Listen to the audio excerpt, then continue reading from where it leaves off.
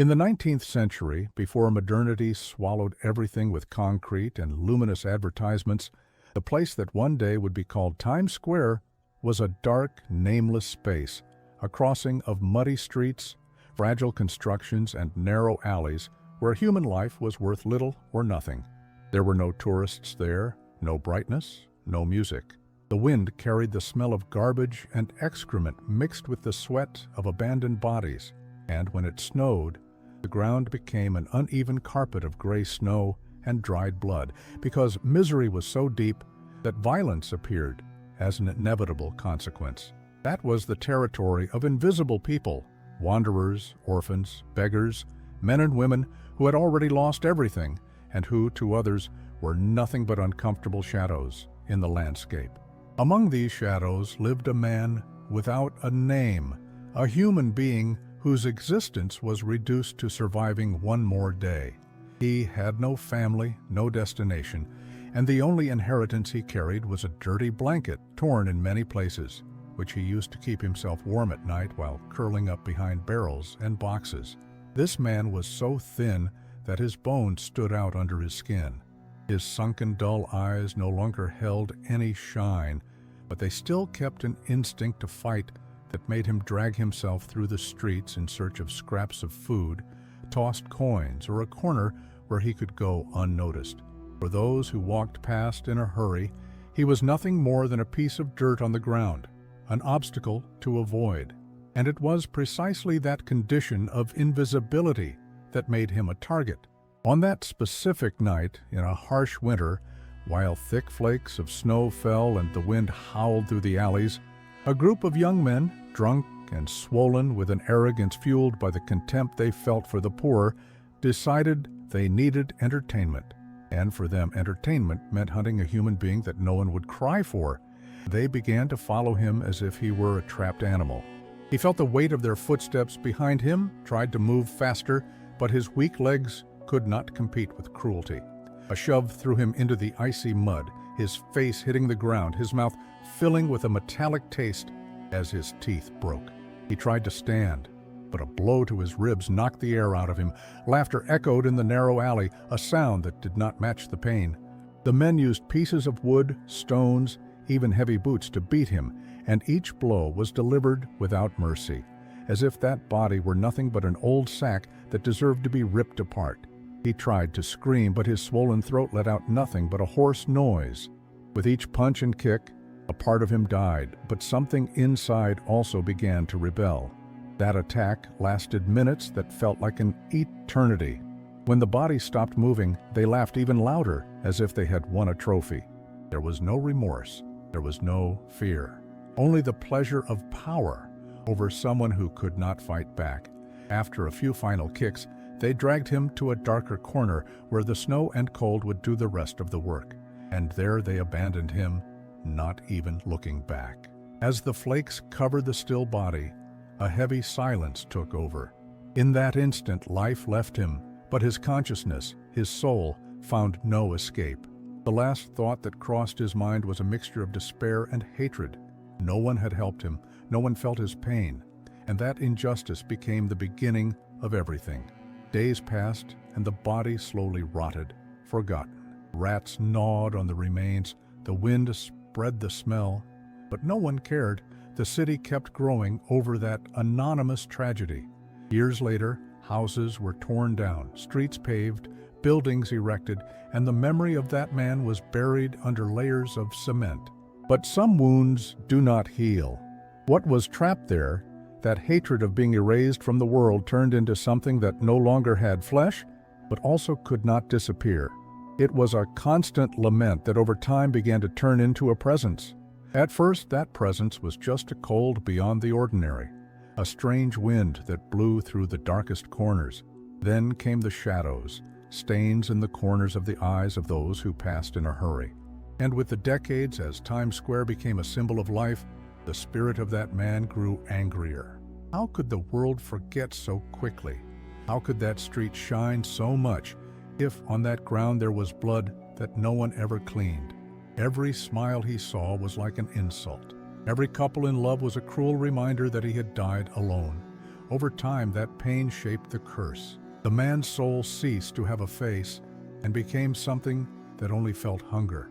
Hunger for justice, hunger for vengeance. He began to walk among people invisible, dragging chains no one heard, looking into every human heart until he found the rotten ones, those with hidden wounds, secrets, lies, and these were the chosen ones.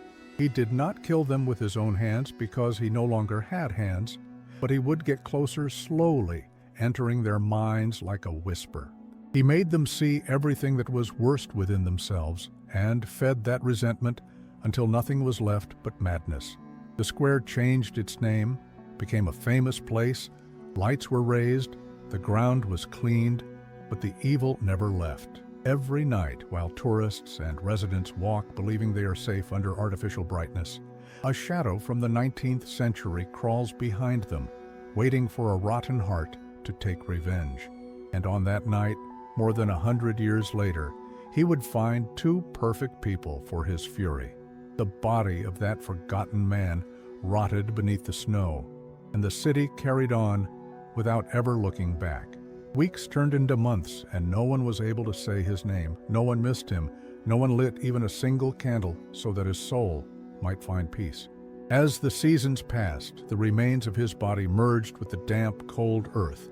His clothes were devoured by rats, and in the place where he fell there was left only a dark stain that the following years concealed beneath stones, concrete, and later the first signs of progress. But there was something time could not erase. The unjust death and the indifference of those who laughed while they beat him left a wound so deep that his soul did not follow the path of others. It stayed there, trapped in the very spot where he fell, feeling the cold, the hunger, and the loneliness, but now without a body, only as a breath that no one could see. In the early years, he did not know what he was. It was as if he were dreaming awake, trapped in a state where he heard the sounds of the city, but could not speak, could not move. Life went on, and he only watched. He saw people hurrying past, horses pulling carts, children playing in the mud, workers coming and going, but no one ever looked at that spot where he screamed in silence. Anger grew slowly, like a flame fed by the cold wind that always blew through those corners. He tried to reach out to someone, tried to ask for help, but it was as if an invisible wall separated his existence from that of the living. The following years brought changes. The dirt streets were paved. The wooden constructions gave way to buildings. New faces, new voices, new stories passed above him, but none of them could see him. And with every stone laid, with every layer of concrete that covered the ground where he died, he sank deeper into the certainty that he had been erased. That was what transformed him. Pain began to take the shape of hatred. At first, he began to feel the energy of the people around him. He could sense their lowest secrets, their lies, their fears. And with each corrupt soul that walked over the same ground where he had fallen, he felt an uncontrollable urge to get closer. It did not happen all at once. Decades passed before he realized he could do more than just watch. At first, there were small disturbances, a sudden cold that made a drunk man stumble, a shiver that made someone look back in terror. Then came the dreams. People who slept in nearby hotels began to have terrible nightmares of a thin, filthy man, his face covered in blood. These nightmares always ended in the same place, a dead-end alley where someone begged for help while laughter echoed. No one understood what it was, no one cared, but the spirit learned. He realized he could enter people's minds, that he could plant images and feelings. As the years went by, he became stronger. The city grew quickly, and along with the lights came the shadows he needed. More bars, more drinks, more tourists, more secrets hidden away. He learned to choose who he would touch. He never went near children, nor those who carried purity. He was drawn to people with rotten hearts, men and women who cheated, stole, lied, and humiliated the weak. He sensed their decay like a strong, sweet smell that guided him. When he found someone like that, he approached slowly, slipping into their minds like a whisper, and began to stir their thoughts. The transformation was slow but relentless. With each passing generation, he became smarter, colder, and more cruel. He discovered he no longer needed to frighten. He could simply push someone to the brink of madness. All it took was to make a person see everything they tried to hide from themselves. All it took was to repeat, night after night, the voices they feared to hear. Over time, these people broke on their own, losing their minds in front of everyone, and the spirit just watched in satisfaction, invisible, because no one ever suspected that something was there. When the billboards began to dominate the facades and Times Square became a symbol of life and celebration, he saw in that an even greater insult: lights, music, crowds. All of it was mockery. That ground still carried his blood, and now, more than ever, he was surrounded by people who pretended to be alive but carried filth inside. He fed on that filth as if every lie told, every betrayal committed, was a piece of what had been taken from him. And so, more than 100 years after his death, the soul of that man ceased to be a plea for help and became a curse that walks every night among the crowd. He no longer has a name. He no longer has a face. He is only a shadow that silently roams in search of justice. And on that specific night, while thousands of tourists filled the sidewalks to watch the spectacle of lights, he felt something different. Among those thousands of people, two souls caught his attention like never before. Michael and Emily, two people who carried within themselves a fragile, wounded heart full of small, hidden rottenness. They would be the next piece of his vengeance. Among all the souls that stir in the endless confusion of Times Square, he moves like a predator that never sleeps. He has no body, no breath, but a hunger that never ends. And that hunger is not for flesh. It is for human rot. Over more than a century, he has learned to walk invisible among the crowds. To those who rush by, he is nothing but a shiver, a cold breath that makes someone turn their head and glance back without knowing why. But to those with a corrupted heart, he is far more than that. He becomes a shadow that slowly enters, settles like a poison, until nothing is left but madness. This creature who once was a man does not hunt just anyone. He has learned to choose with almost surgical precision. On cold nights, he hovers above the square as if he were part of an invisible mist. He feels the weight of people's intentions, as if he could smell resentment, selfishness, envy. To him, Times Square is an open menu, thousands of bodies carrying secrets. He does not see what lies on the surface, the expensive clothes, the laughter, the false embraces. He sees what is beneath the skin, and when he finds a crack, even a small one, he begins to move closer. When he gets near, he watches. He watches the way a wild animal watches prey before it strikes. His shape is imprecise. Sometimes he looks like a tall, thin figure dressed in rags from another time. Other times, he is only a dark blur at the edge of one's vision. He is never seen fully. And this is no accident. He likes to reveal himself little by little, to show himself slowly, like a bad dream that blends with reality. For him, waiting is part of the pleasure. He hunts in a way that no one has ever noticed. It begins with choosing someone with a stain in their heart. That someone could be a man who betrayed his wife, a woman who humiliates someone weaker, an arrogant tourist who believes he is better than everyone else. He starts with a cold breath on the back of their neck, just to call their attention. Then he sends small waves of thoughts. At first, these thoughts are subtle, suspicions, restrained anger, memories of something bad. But the more the person tries to ignore it, the more these thoughts grow. And he is patient. He knows how to wait. He does not need to kill. He does not need to touch. He likes to watch people destroy themselves. Like a disease, he seeps in silently until one day the mind breaks. When that happens, others see only a sudden collapse in the middle of the street.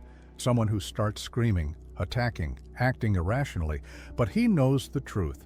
That collapse is the result of weeks, maybe months, in which he has been eroding them from the inside, tearing away piece by piece what was left of their sanity. The newspapers have never spoken of him. How could they? There is no evidence, no clues. But if someone dared to carefully analyze every strange record from that region, sudden fights, inexplicable panic attacks, violent deaths that seemed to come out of nowhere, they would see a pattern that always ends the same way: a rotten heart, a vacant stare, and a figure in the reflection of some glass just before everything happens. Over the decades, he has become a nameless legend. Some speak of a strange presence on the old streets. Some swear they feel a cold hand touch their shoulder when they are alone. But no one cares. Times Square is noise, movement, hurry. Who would stop to think about what cannot be seen? He, on the other hand, has no hurry at all. He walks among the people unnoticed. For him, every crowd is a feast, and every night he chooses someone. He is never satisfied with just one victim. He always comes back, because the city never stops producing new, corrupted hearts. His existence is an endless cycle. With every generation he becomes stronger, more patient, more cruel. On that specific night, while thousands of tourists stared wide-eyed at the billboards, he felt a different calling. Two hearts drew his attention like two beacons in an ocean of people. They were two tourists, Michael and Emily. He approached them slowly, almost curious. And he immediately realized there were deep cracks within them, more than in anyone else that night. Small betrayals, unspoken words, resentments that were never resolved. All of that formed a perfect opening for him to enter. He began to follow them like a predator follows prey. While they took photos, he was there, looking at every detail, smelling the secrets they tried to hide. Emily looked at Michael as someone who wants to love, but also as someone who keeps wounds that have never healed. Michael looked at her with a mix of regret and wounded pride. The spirit knew it would take only a single push for everything to collapse. And then he decided that night the most crowded square in the world would become a stage for his revenge. The noise, the lights, the cameras, none of it mattered. He would make two rotten hearts destroy each other in front of everyone, and no one would ever understand that the true hand pulling the strings was invisible. It was autumn in New York, and the air carried that cutting cold that scratches the skin even when you wear a heavy coat. The wind rushed through the streets as if trying to push the crowd, but Times Square never yielded. There, the city seemed to have a heart of its own, beating without rest, full of lights, shouts, footsteps, and horns. Giant screens exploded in images and advertisements like artificial suns, and even in the middle of the night, the sky seemed dim compared to so much brightness. People from all over the world walked in a hurry, laughing, talking loudly, holding bags, phones, and cameras. It was an ocean of people.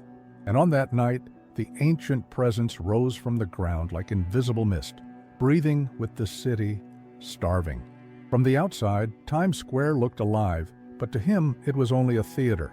Every face that passed was a mask, every smile a rehearsed role. And behind those masks, he saw what no one else saw: lies, envy, secrets, betrayals.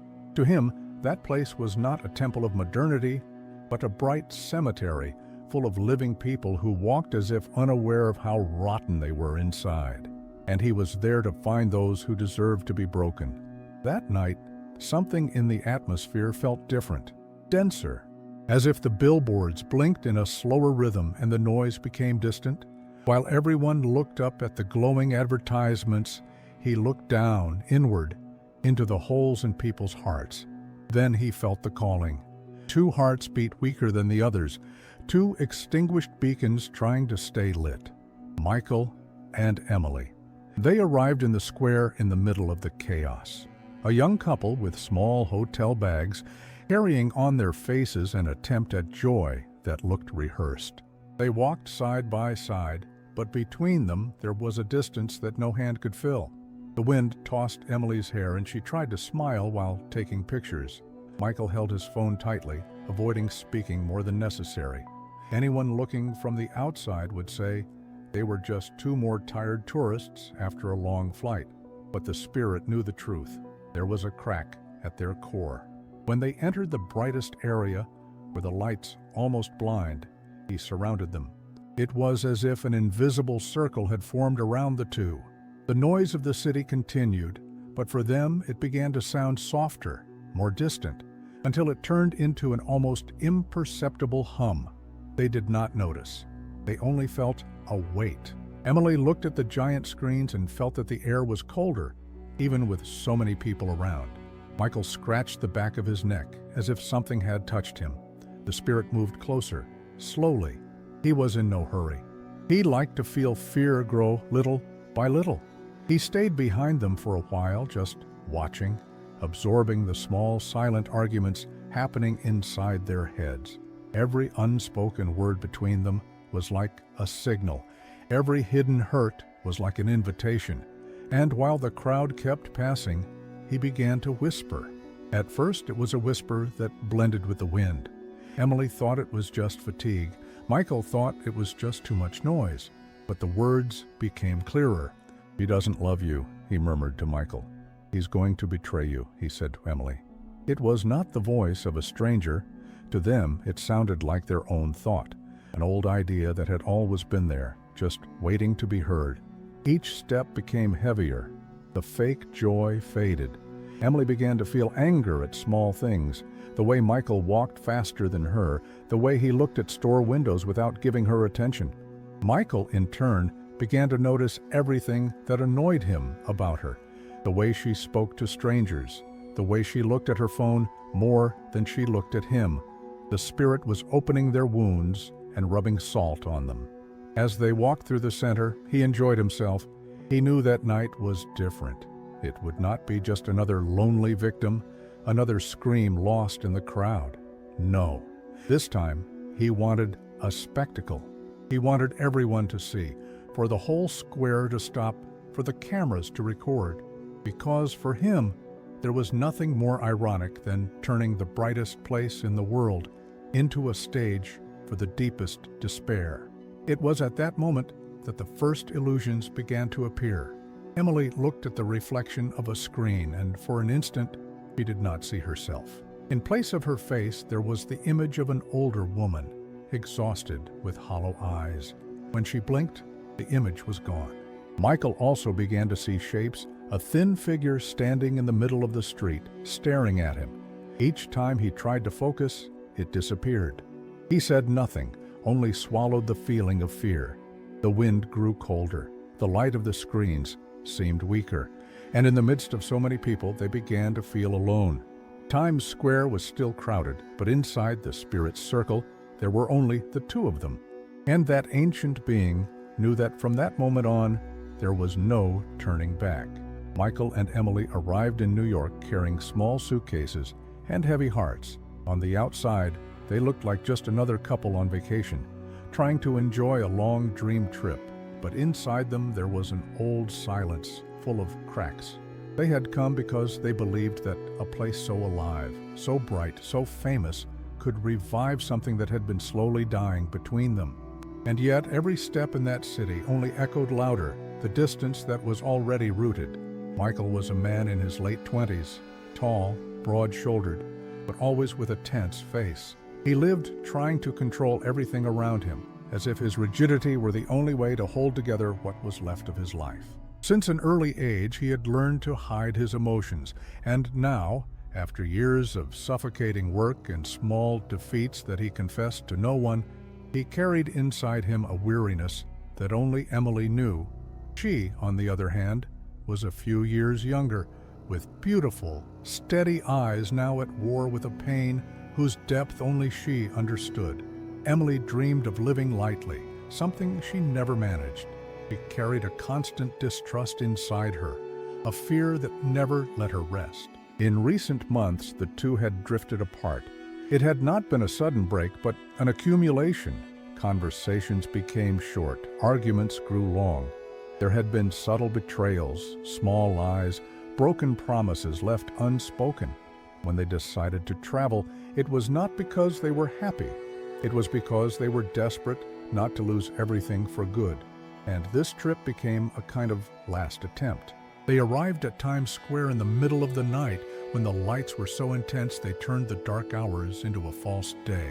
Emily looked up, impressed by the size of the screens, and tried to smile. Michael raised his phone to take a few photos, but his smile looked tired. They walked side by side, and for a moment, she held his hand. That touch brought no comfort. It only brought back the memory of how many times they had tried that same gesture before, without changing anything. To anyone watching them, they were just two tourists, a bit too serious. But the spirit following them saw much more. He saw the weight of the lie Michael had told months before. A small lie, but enough to open a wound. He also saw Emily's resentment for never being heard, for never feeling enough. And that was like fresh blood for him. It was everything he needed. Two souls who loved each other, but who were already tired of trying. As they walked, they spoke little. Emily took photos and stared at the screens like someone trying to convince herself she was happy.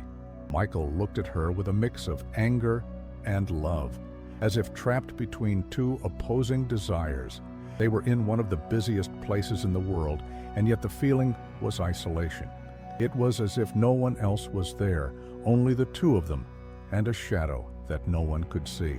The spirit wrapped around them so tightly that the world began to dissolve.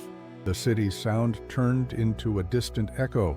The people around them seemed like blurs of color, and in the middle of that emptiness, the voices began.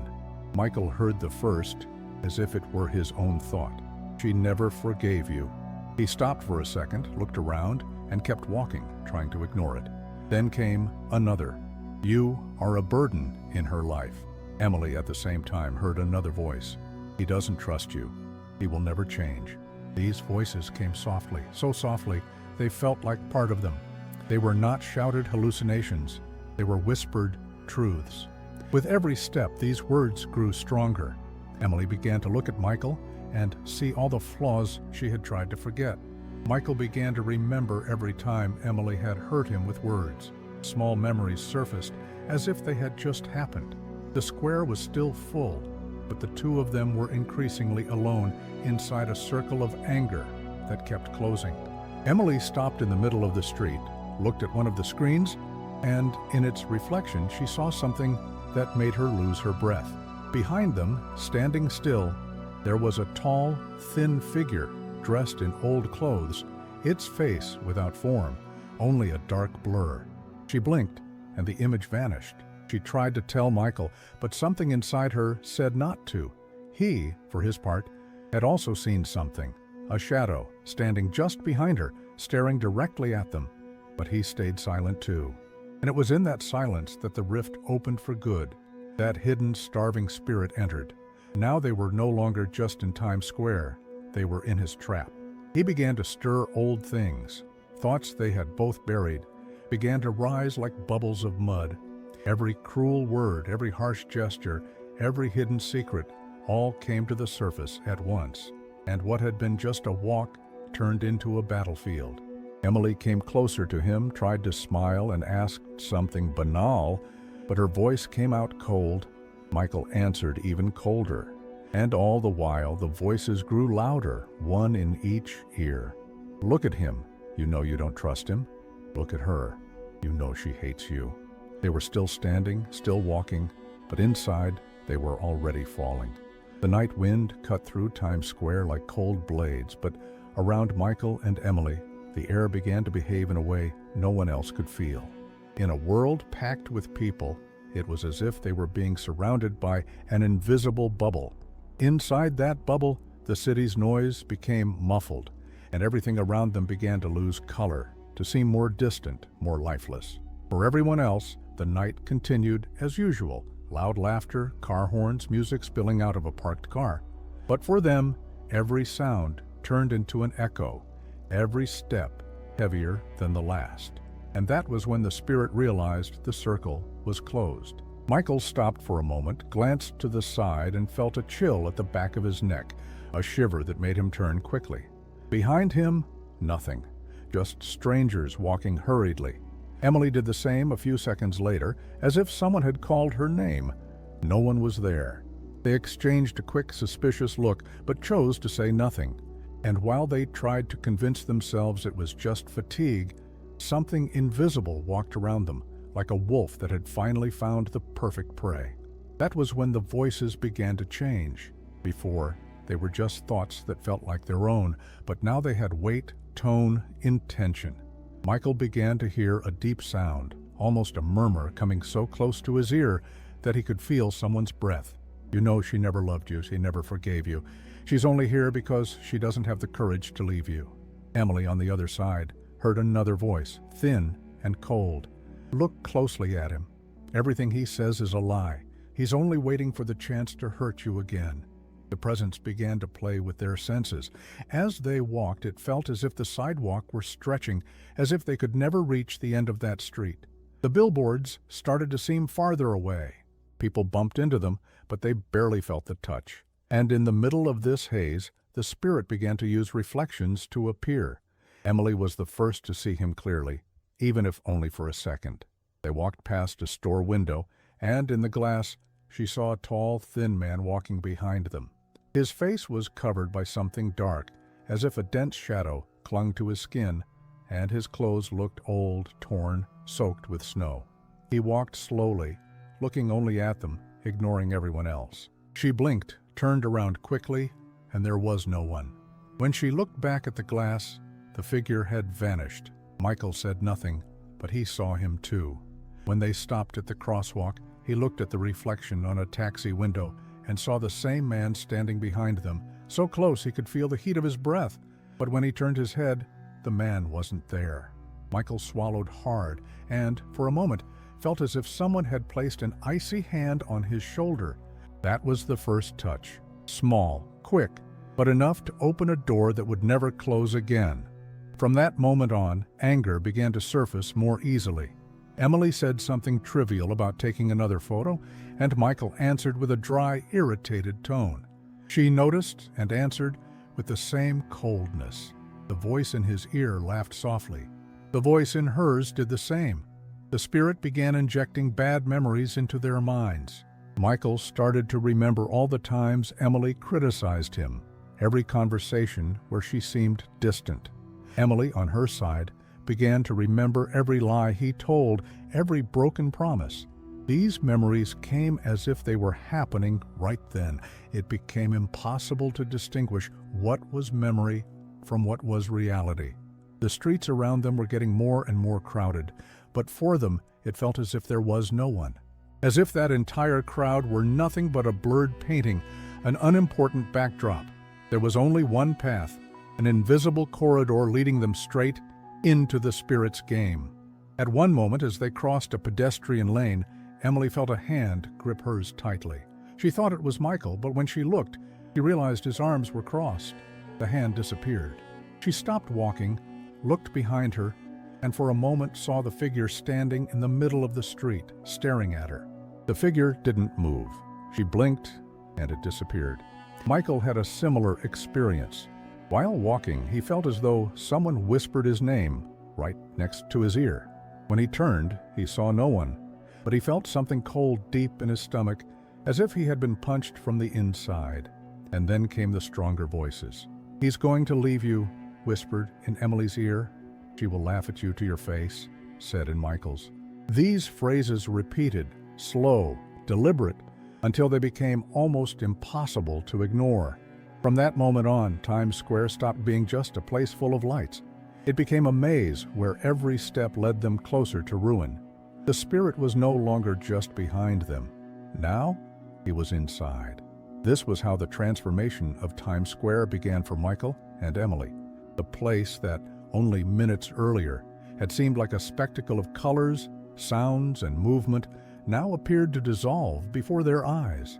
The spirit, after the first contact, began to tighten the circle, building an invisible cocoon that isolated them more and more from the real world. On the outside, people kept laughing, speaking loudly, pointing at the giant screens, taking pictures, but inside their heads, it was as if everything was distant, distorted, muffled. It was like diving underwater. You could see the movement, but the sounds were nothing more than long, unrecognizable echoes. The cold grew stronger, but it was not a physical cold. It was a cold that came from within, from the soul. With every step, Michael felt as if something were dragging him down, a pressure so heavy that even breathing felt harder. Emily felt a weight on her chest, a tightness that made her hands tremble without reason. The presence of the spirit was now spread within them, and everything they saw was beginning to be shaped by this force. The billboards kept flashing, but they no longer had color. The lights had turned into gray blurs, like stains of paint on a wet canvas. The people, once so vivid, now looked like faceless dolls, as if they were all made of wax. Everyone who passed close to them moved in slow motion, and the space between one person and another seemed enormous, as if the square had emptied out. That was when the first signs appeared that reality was being bent. Emily looked at one of the giant screens, and for a few seconds, she did not see advertisements. She saw scenes from her own life, as if memories were being displayed to the entire world. An argument they had in the past, tears on her face, shouting. She blinked, and the image returned to normal. At the same time, Michael looked at another screen and saw a reflection of himself, but older, with a tired face and hollow eyes. When he blinked, he saw only a commercial. The spirit no longer needed to speak. Now it showed, and by showing, it opened cracks in their perception. Emily began to hear footsteps that did not exist, behind them, steady, slow, always at the same distance. Michael heard heavy breathing coming very close to the back of his neck.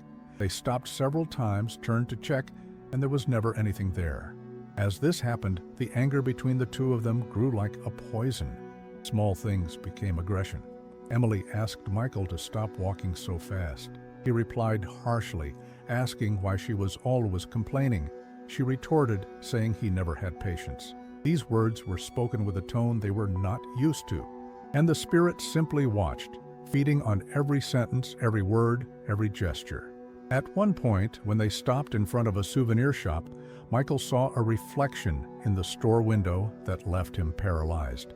He saw Emily hugging another man, not just any stranger, but someone he knew, someone who for him represented ultimate betrayal.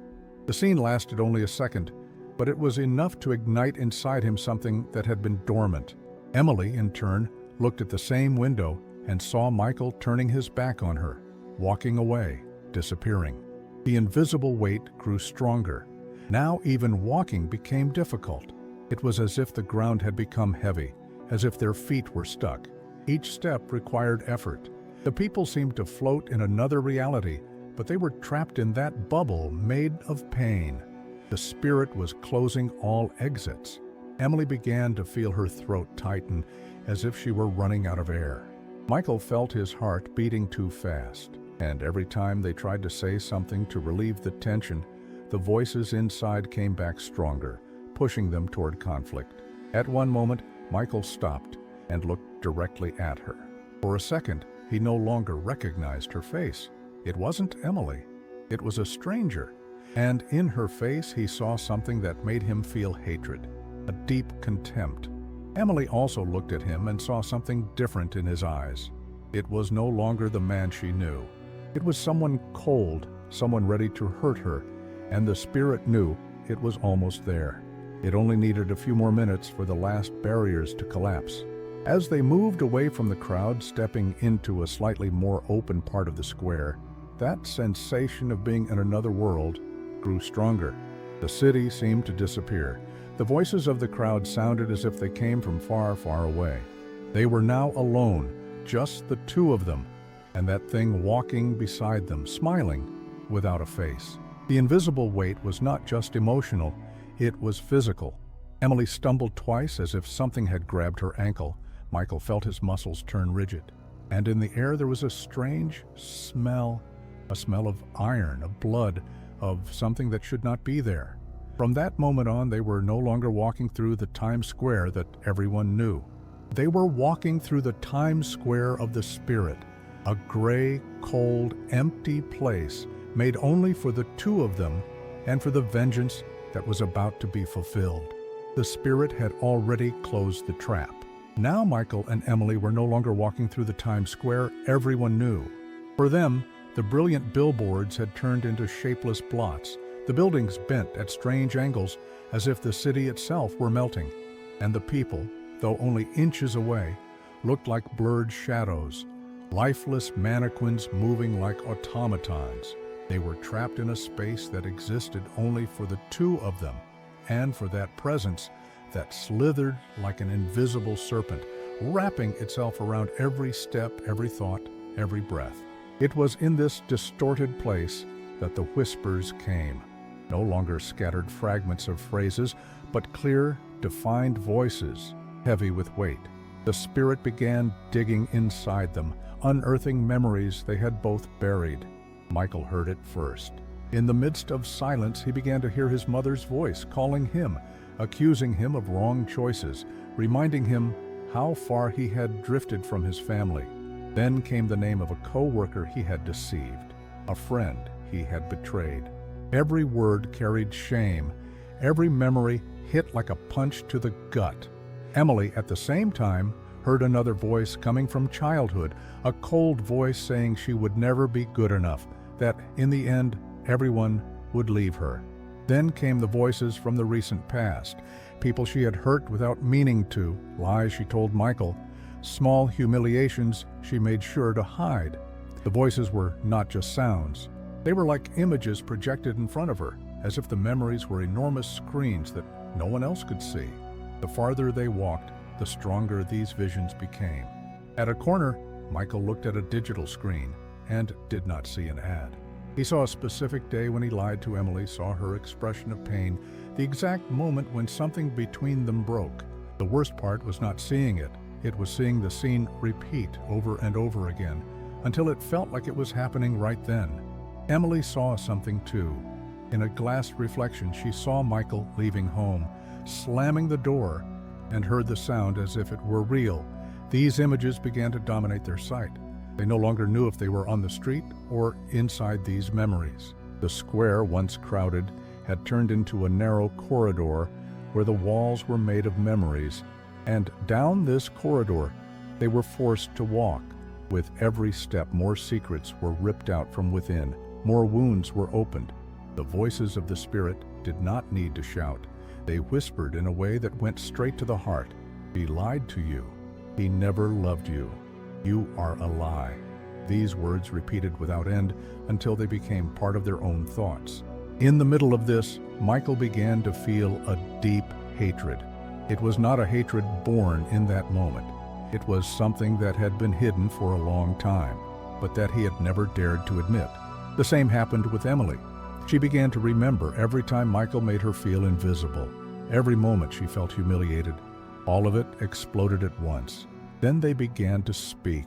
The words that had been held back for months came out without a filter. Emily looked at him and said things she had never dared to say, that she was tired of him, that she despised him, that sometimes she wished he wasn't there. Michael answered with the same intensity, throwing in her face every lie, every mistake, every resentment. And the spirit smiled without a face, because every sentence was a wound deeper than any knife could inflict. They were surrounded by hundreds of people, but no one noticed anything. To an outsider, it was just a couple arguing. But inside the invisible circle, it was a battlefield. Emily felt as if her heart would burst. Michael trembled all over. The voices became even clearer. End this now. End him. End her. Suddenly, Emily stopped walking. She stood motionless, looking down, as if she were hearing someone speak directly into her ear. Michael did the same. The city disappeared. Now they were in a place that was no longer real, a gray place where the spirit controlled everything. And in that moment, he began pushing them to the next stage. It was no longer enough to make them remember the pain. Now, it was time to make them believe that the only way out of that pain was to destroy each other. The whispers became more urgent, and what had once been only memory now began to turn into command. At the height of the emotional chaos that had already been lit inside Michael and Emily, the spirit began to execute the most meticulous part of its game.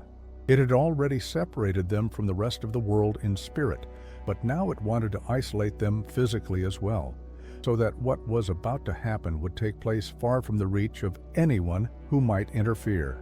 Times Square was still overflowing with people, a living organism pulsing with noise, light, and urgency, but for the two of them, that human mass had already become nothing more than a blur of shadows that drifted away effortlessly.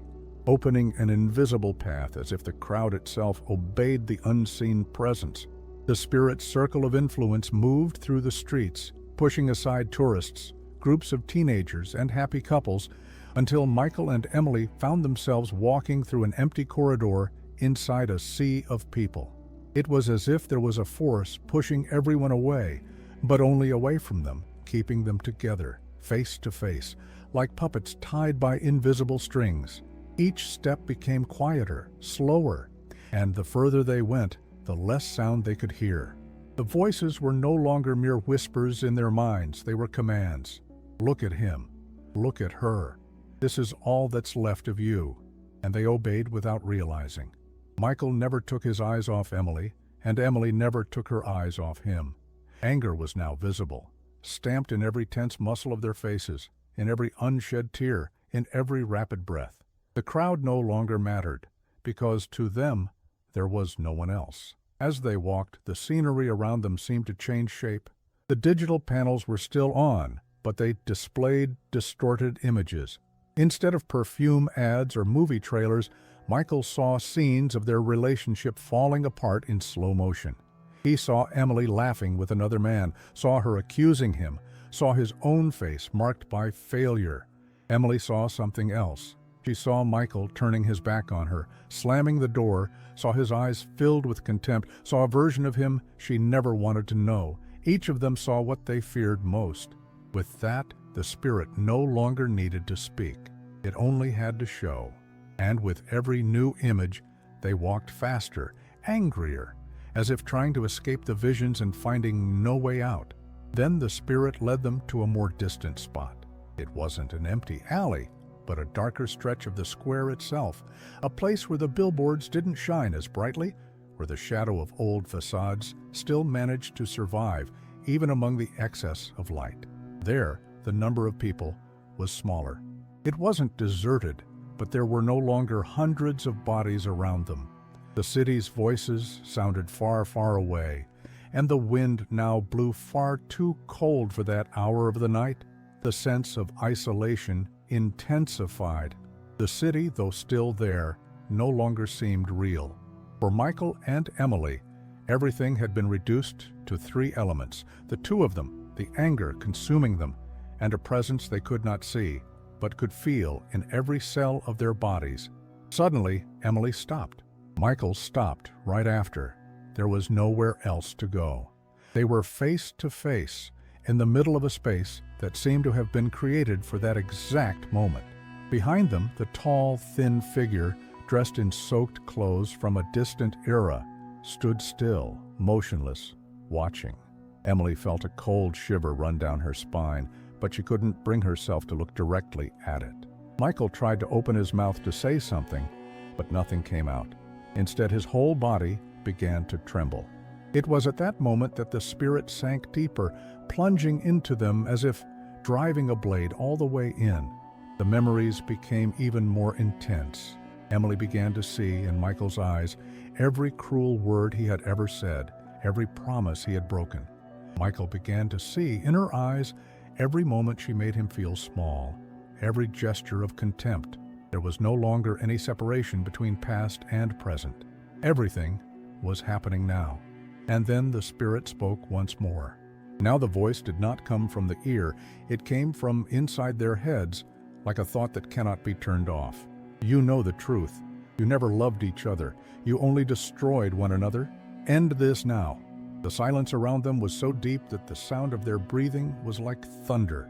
Anger exploded like a wave. They began to argue, to scream at each other, and every word came out charged with a force that was no longer their own. It was as if another mouth was speaking behind theirs. The people passing by glanced quickly, but soon looked away. No one wanted to come close. No one could bear to look for long. It was as if the invisible presence itself pushed them back. In just a few minutes, Michael and Emily were completely alone, isolated, screaming at each other in the middle of Times Square, as if they were the only living souls in that place. And the spirit only waited, because it knew the end was very close. Times Square, though still alive, seemed to have stopped. In the small space where Michael and Emily stood, the city was no longer New York. It had turned into a dead stage, a scenery built only for an inevitable end. The spirit had achieved exactly what it wanted. They were isolated, blinded by rage, unable to notice anything else around them. And like a serpent that has already coiled enough around its prey, it began to squeeze. The voices that had been whispering softly exploded inside their heads like thunder. They were no longer subtle words. Now they were shouted orders, commands vibrating as if they were being carved into their skulls. End this now. You can't look at him anymore. You have to make him feel it. She deserves to pay. Michael grabbed his head with both hands, trying to make the voices stop. Emily did the same, closing her eyes, but it was useless. The spirit no longer needed to use reflections or visions. Now it was inside each of them, turning their bodies against themselves. Emily looked at Michael, and for a second she no longer recognized him as human. His face seemed deformed, his eyes black as coal, his mouth twisted in a smile that wasn't his. Michael looked at Emily and saw the same thing, a strange figure in the place of the woman he once knew. And in that instant, they began to see each other as mortal enemies. The first screams were so loud that some people at a distance stopped to look.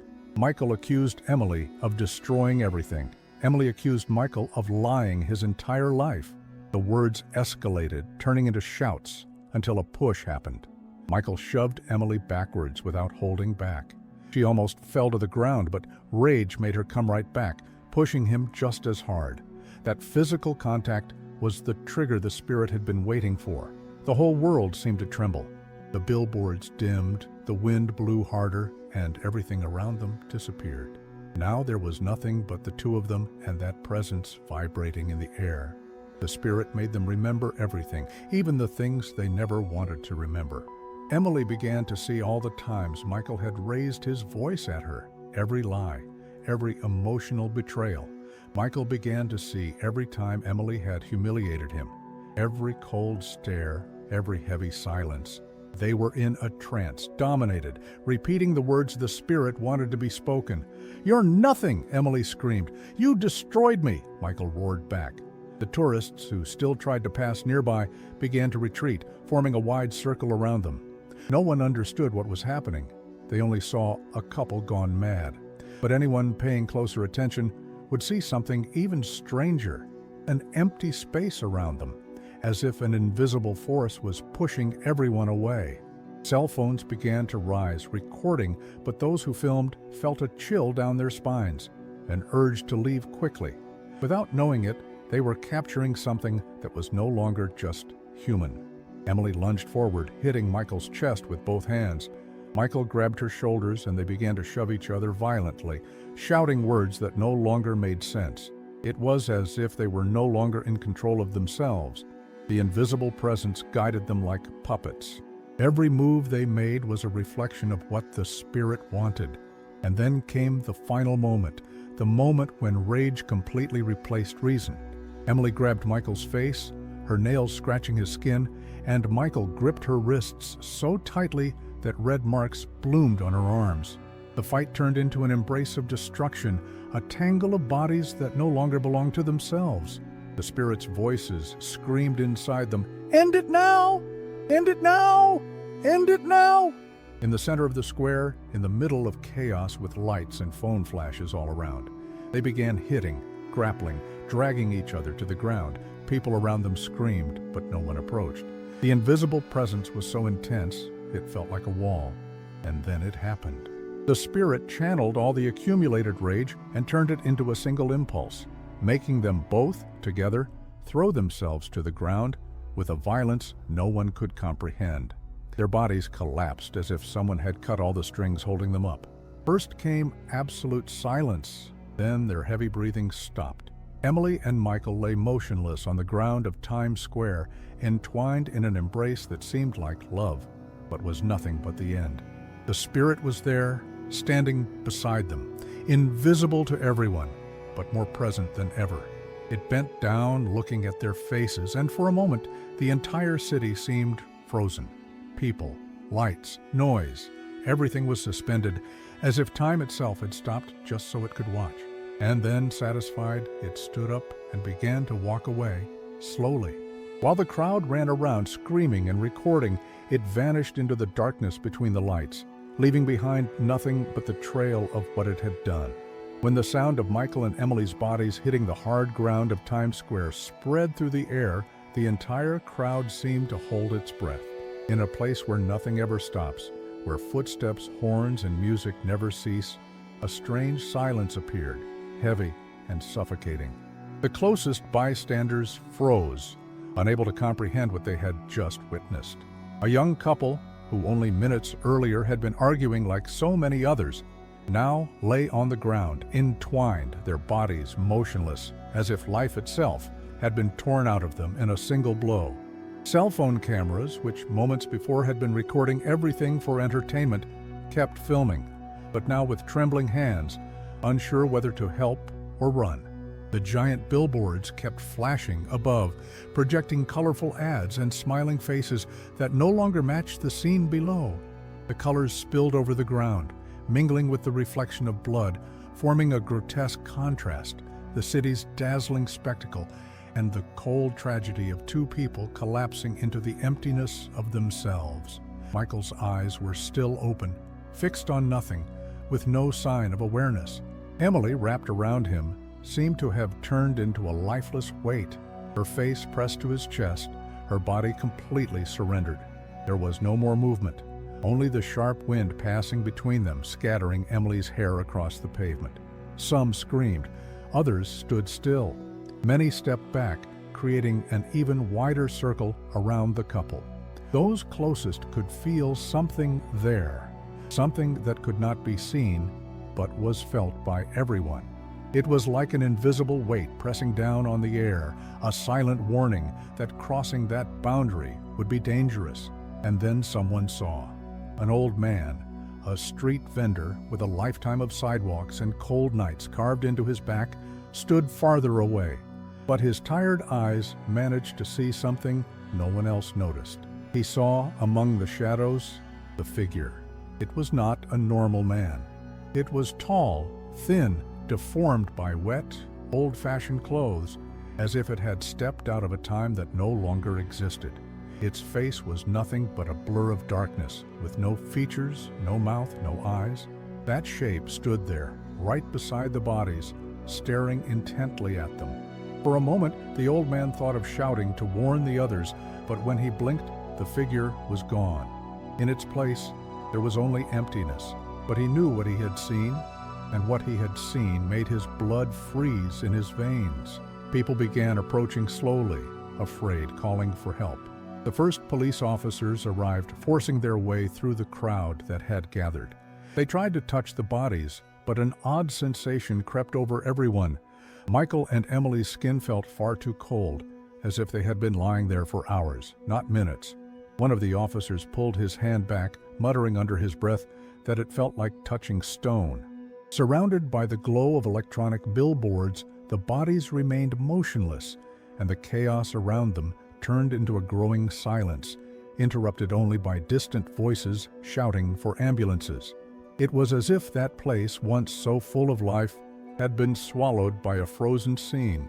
The videos recorded that night, which would later spread across the internet, showed more than people remembered. In a few frames, for just a few seconds, a dark blur, a nearly invisible distortion, stood behind the couple moments before they collapsed. Many would later say it was just a camera glitch, a strange reflection of the lights.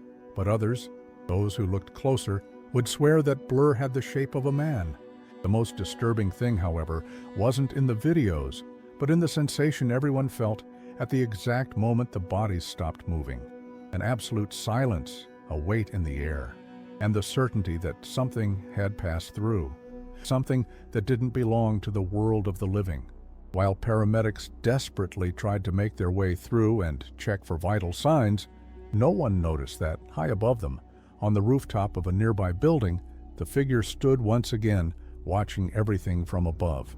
The wind tugged at the fabric of its old, tattered clothes, but it did not move. It just watched. The faces of the people turned upward, toward the billboards, toward the police. But no one looked at him. He was invisible and present at the same time. And the moment the flashing lights of an ambulance painted the street, he began to dissolve into the air, slowly walking away until he vanished into the shadows that had brought him there. Michael and Emily were lifted onto stretchers and taken away in silence, but the square remained strangely cold.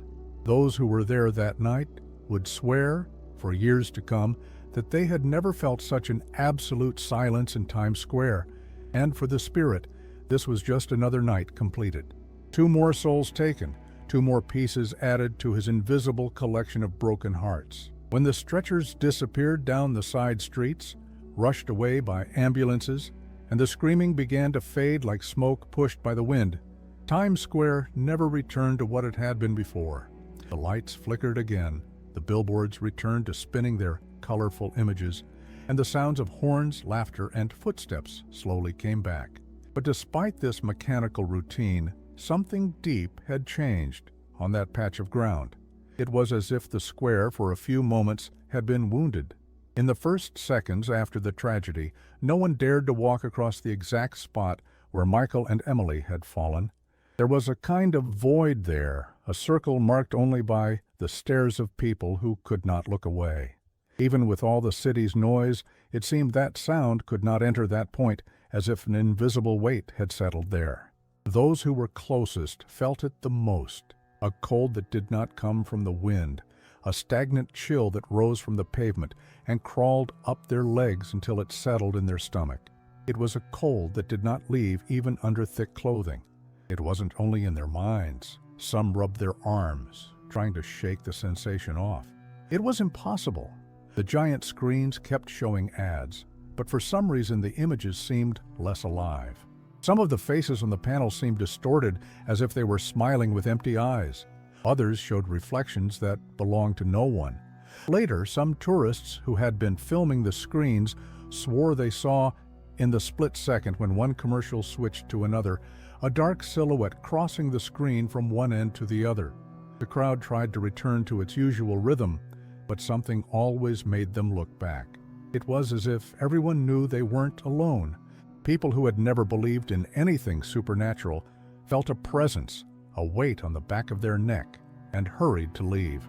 The police cordoned off the spot, but even so, passers-by kept their distance, walking fast, looking down, as if that patch of ground had been cursed. And in truth, it had. The spirit had not left. It had only stepped back a few meters, watching everything from a darker corner, still, motionless, like an invisible post. The eyes no one could see were fixed on the square with an absolute void. For it, this was more than just 2 more victims. It was a statement. It was proof that even with lights, with technology, with millions of people passing through every day, the city still belonged to the shadows. As people resumed their steps, it could smell the fear in the air. To it, it was a perfume, a fear that came not only from Michael and Emily, but now spread to everyone who had witnessed the scene. Because when something like this happens in front of everyone, without a cause, without an explanation, the fear is not limited to those who fall. It spreads like a disease. The reporters arrived quickly, cameras were turned on, and within minutes, the tragedy was being broadcast everywhere. But no journalist could explain the atmosphere that hung over that place. On the broadcasts, the images showed the square as normal, but those who later watched, alone at home, swore they noticed something wrong with the light, something in the shadow cast by the buildings that did not seem to belong. As if there was a third presence, a silhouette hidden within the footage. The silence that had taken over that place did not go away even when the nearby bars opened their doors again, nor when tourists lined up once more to take pictures. It was as if something had changed forever. For those who believe, something was left behind. People who passed by the same place in the following weeks swore they heard whispers when they got too close, faint voices calling someone's name, a sound so real it made them turn their heads quickly, only to find nothing. Others claimed that when they took photos of that stretch of the square, there was always a dark blur in the picture, even though the rest of the photo was perfectly sharp. The spirit, satisfied, no longer needed to be standing next to people. It just waited silent, back in its invisible watchtower. Every frightened glance, every hurried step to get away from that place was nourishment. It knew it didn't need to rush. That piece of ground would always belong to it until the next rotten heart passed by. Times Square, from that night on, continued to function as always. But for those who were there and saw the bodies of Michael and Emily, that night never ended. It remains trapped, repeating itself in their memory, because the silence that settled over that spot has never gone away. And in the middle of that silence, high above in a dark corner where the lights cannot reach, the figure remains motionless, waiting. While the square remained wrapped in the strangeness of that invisible silence, an old man, bent under the weight of a lifetime of cold nights and nameless work, stood still in the background, watching everything. His wooden cart of trinkets stood beside him, forgotten, but his eyes, worn out by decades of city life, were sharper than ever. He did not film with a cell phone, he did not shout, he did not run, he only watched. And that night, watching was something no one else was able to do. His name didn't matter, because in that moment there was no identity. There was only a pair of eyes that, for some reason, was not deceived by the same illusion that blinded the others. When the bodies of Michael and Emily collapsed like puppets with their strings cut, the old man looked beyond them at the empty space, and he saw. In the shadows on the edge where the glow of the billboards could not reach, there was something standing, a figure so misplaced that it looked like a mistake in the world. It was tall, taller than any man, with narrow shoulders, and its skin, if it could even be called skin, was nothing but a blur of thick shadows. Its clothes, or what was left of them, seemed wet, clinging to the body, heavy, filthy, made of a fabric that had not existed for 100 years. From them dripped a dark moisture that disappeared before reaching the ground. The old man saw what no one else did. That thing was not just present, it was staring directly at the two bodies, motionless, as if admiring what it had done. There was no rush, no fear of being seen, because it knew that no one else could see it. The face was an absence. There were no eyes, no mouth, no nose. It was a dark hollow, a void that seemed to swallow the light around it. And yet, the old man knew that thing could see, that it could feel, that somehow it was smiling on the inside. The footsteps around continued, but for the old man, the world had stopped. He was trapped in that moment, staring at that ancient figure, like someone staring at something that does not belong to this world. His legs grew weak, and for a moment he thought he was going to faint, but he did not look away. And then the thing moved its head, slowly, first to look at the bodies, then to look directly at him. The old man never forgot that moment. There were no eyes on the creature's face, but he swore that the darkness pierced right through him. It was as if someone opened every door of his life and looked at every secret, every fear, every regret he had ever carried. He felt cold, a cold that did not come from the wind. It was a cold that came from within, as if something had placed an invisible hand on his soul. The spirit did not approach. It didn't need to. It only tilted its head slightly, a gesture that seemed to acknowledge the man as someone who had seen too much. Then it turned back to look at Michael and Emily, crouching beside them. The old man saw the figure touch the bodies without touching them, just passing its shadowed hand in the air, as if gathering something that no one else could see. When it rose again, it seemed denser, stronger, and then it walked away, slowly, toward the end of the square. Each step was like a blur, as if it were made of heavy fog. The tourists around, the police, the reporters, no one reacted, no one noticed. For everyone else, there was only the fallen couple. But the old man knew. He knew that thing was still there, that it had just passed through them like a cold wind no one could feel. When the figure vanished into the shadows, the old man remained there, his breath stuck in his chest. And even when he finally breathed again, the air felt sliced, dry, too heavy to fill his lungs. He looked at the ground where the bodies had been, and there was something strange there. A wet, dark mark that wasn't blood, a trail like wet footprints that ended in nothing. Gradually, the noise returned. People talking, sirens, engines. But for him, nothing felt the same anymore. The world went on, but he had seen something no one else would ever believe. From that night on, the old man would return home carrying not only the weight of the years, but also the certainty that this place was cursed. Because deep down, he knew that thing was not finished. It was just waiting. And it had looked straight at him. He never told anyone. Not because he didn't want to, but because he understood no one would believe him. He only kept, locked in his chest, the terror that would follow him until the end of his days. And every time he passed through the square in the nights that followed, he felt the same chill, the same invisible hand, and he looked away. Because once you see what no one is supposed to see, you never feel alone again. After Michael and Emily were taken away in the ambulances, and Times Square slowly began to return to its usual noisy confusion, the figure that had caused it all did not dissolve immediately. It stayed there for a long time, unmoving, as if it were breathing in the energy of that place, absorbing every second of the chaos it had planted. To everyone else, the city seemed to have gone back to normal. Car horns, people running, billboards, shifting colors nonstop. But beneath this layer of normality, there was an invisible wound, and the entity was savoring that wound. For it, the act does not end when the body hits the ground. What feeds it is what comes after.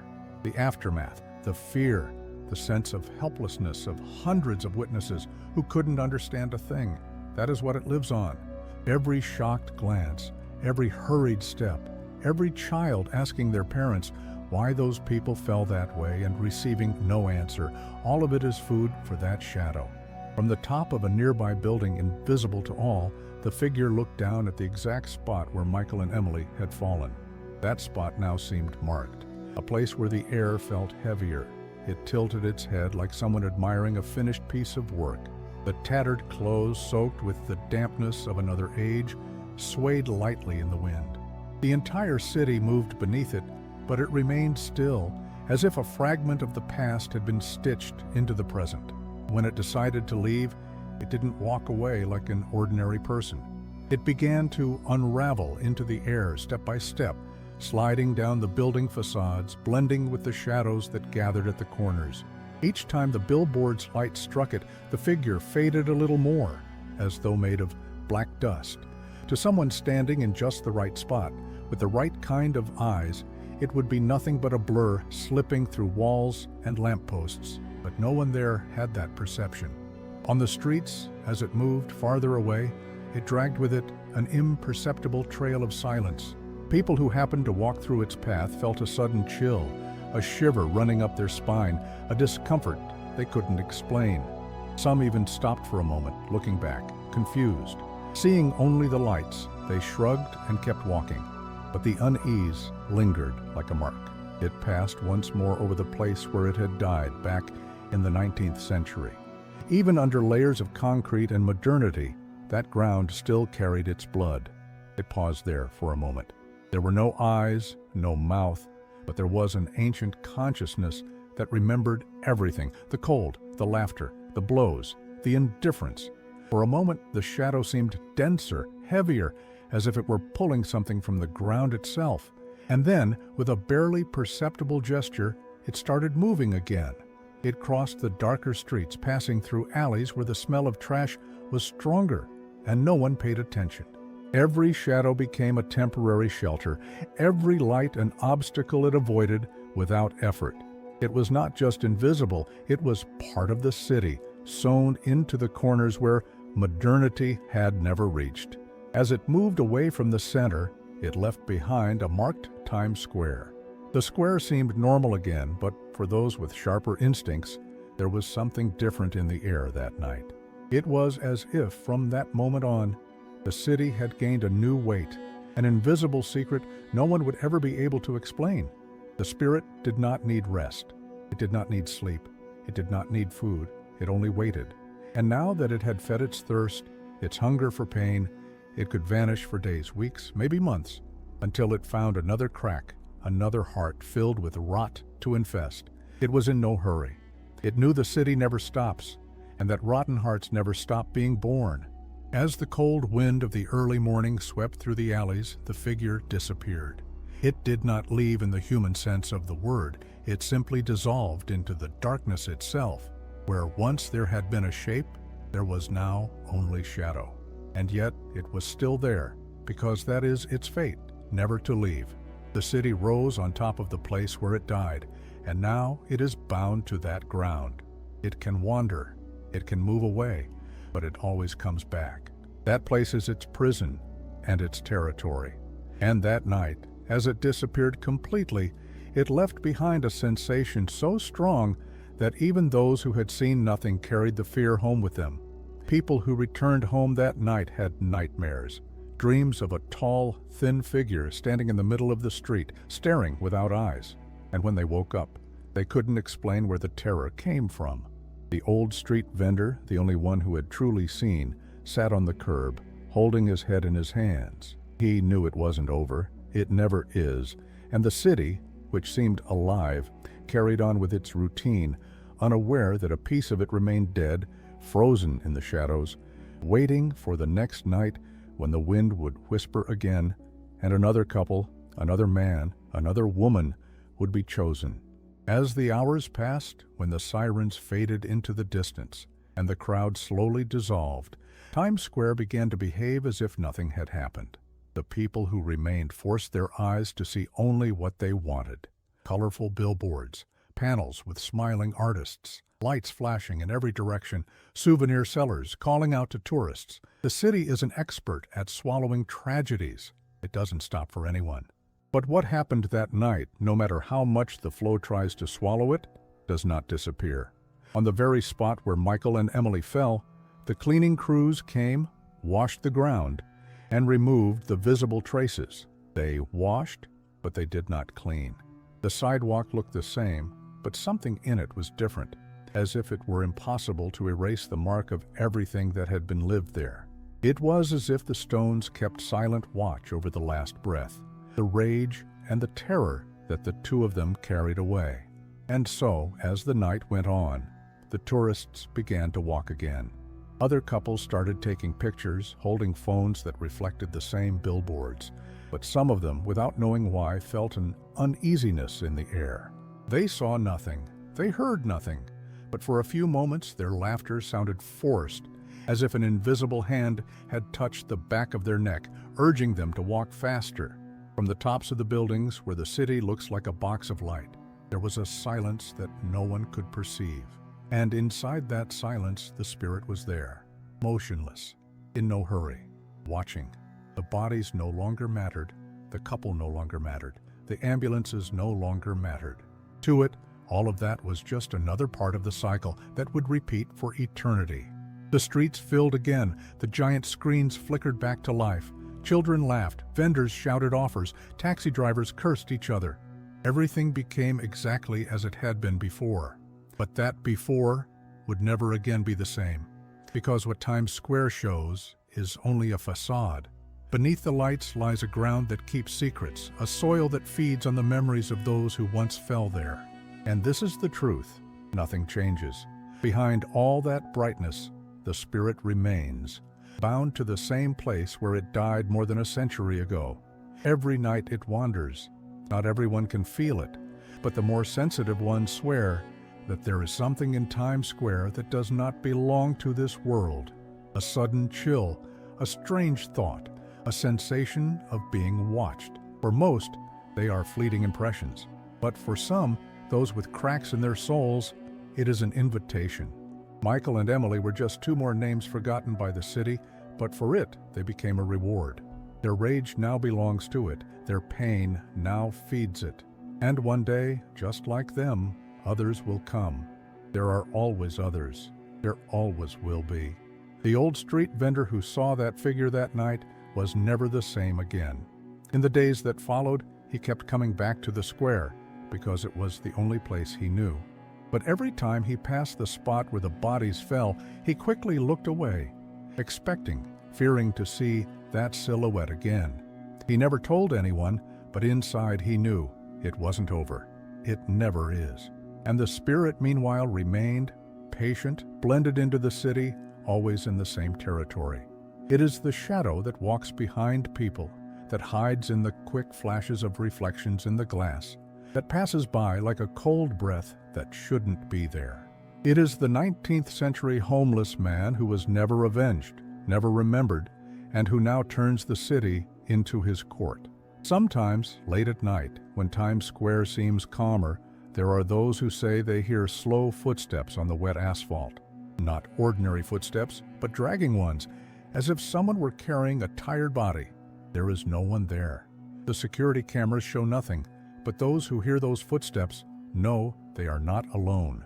And when the sun rises and the city awakens to another day, nothing on the surface betrays what happened. People smile, horns blare, life goes on. But among all those lights, there is a dark spot that never fades. As long as there are rotten hearts, as long as there are people walking around full of resentment and lies, it will be there, invisible, silent, waiting. Because Times Square may be the most illuminated place in the world, but even in the brightest place in the world, the darkness always finds a way to live, and it lives, always.